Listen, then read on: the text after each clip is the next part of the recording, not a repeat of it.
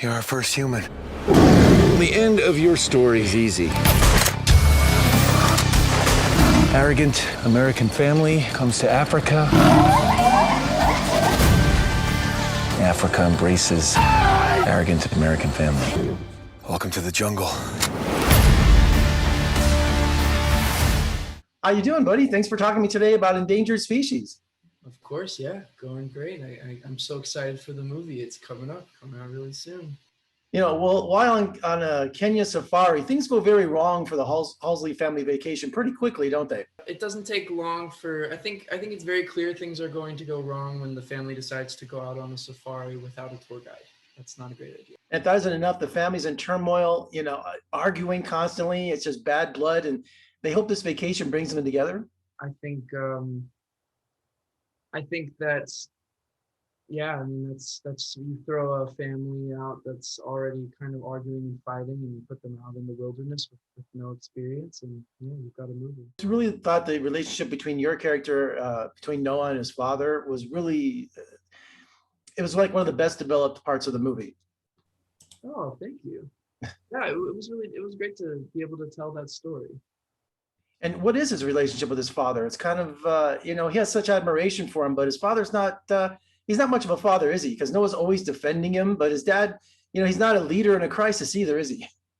No, definitely not. You know, for those who don't know, so my character Noah is just a typical kid, but he just so happens to be gay, and his family's pretty accepting, but his father doesn't really understand. And it's really funny because Noah's constantly defending his actions, but at the same time, his father's treating him like shit. So yeah, it's a really interesting. It was really great to tell that story. It felt like you don't really get to see that a lot. So I was, yeah, it was nice to tell that story, and then to see how it unfolds when you throw in, you know, your whole life is in danger. You've got animals attacking you.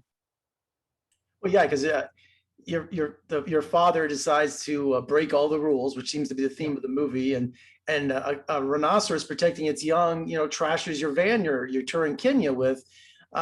But you know, it becomes a survival situation, and anyone who's ever seen those kind of situations, like in a movie or a book like that, you're supposed to stay put, you know, and the family just starts taking off. And when it gets to the river, I mean, everyone knows that's where animals, especially in Africa, come to drink.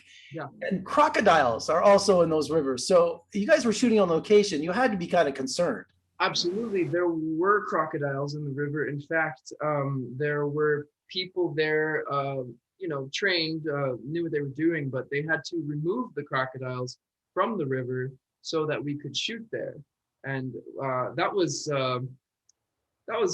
quite scary. But you know, once everything was squared away, of course, they made sure that we were safe and everything. But yeah, I mean, you know, except for the animals that are actually coming at us in the film, obviously those aren't real. But all the other animals that you see in the movie are real. And I mean, there were many moments during filming that we had to stop so that you know, the guards could fire a shot up into the air and scare off the lions or the elephants. I mean, it was surreal. And tell me about bonding with the cast, because you play a family. Did the cast bond as a family? We absolutely did. I mean, for most of us, I know Rebecca had been to Africa many years before. But for most of us, it was our first time being there in Kenya, and we got to actually go on safari together. So I feel like when you get to see all the beautiful wildlife that Africa has to offer, it's just like, how can you not bond, you know? And tell me about MJ, you know, tell me about her style. She told me, I interviewed her last week, that this was a real fast paced shoot. You'd be driving around, she's like, stop the car, let's shoot right here, you know? Oh man, MJ is just so cool. She's so knowledgeable about wildlife. You're right. We'd be filming, and then all of a sudden we'd see something cool. We'd stop. Sometimes we would see something cool, and it's like, we don't even have a script for this part. Let's just see if we can throw something into the movie, because this is so beautiful. MJ could point at a bird or whatever and tell you everything about it. So it was almost like she was the tour guide, the director, You know, she wore so many hats, and yeah, it was really fast paced. She's incredible. And tell me about working with Jerry O'Connell, because he's one of my favorites, but he's a poacher. He never plays the heavy, but here he does. Jerry. Yeah, that's right. Yeah, you know, he's the poacher in the film, and man, having Jerry around, he just cracked everybody up. It was really hard to be serious working in those dark scenes where, you know, he's threatening to kill us. Yeah, no, Jerry was a lot of fun. We did some Jerry and Chris and Philip. We all did a few African workouts together. We got all dirty and dusty, and that was so much fun. I'll never forget that. Without giving any spoilers away, I love how how Philip, you know, who plays your father in the movie, says, well, that's poetic justice, you know, for a particular scene. And with Jerry, without giving any spoilers away, that was poetic justice, wasn't it, for a poacher?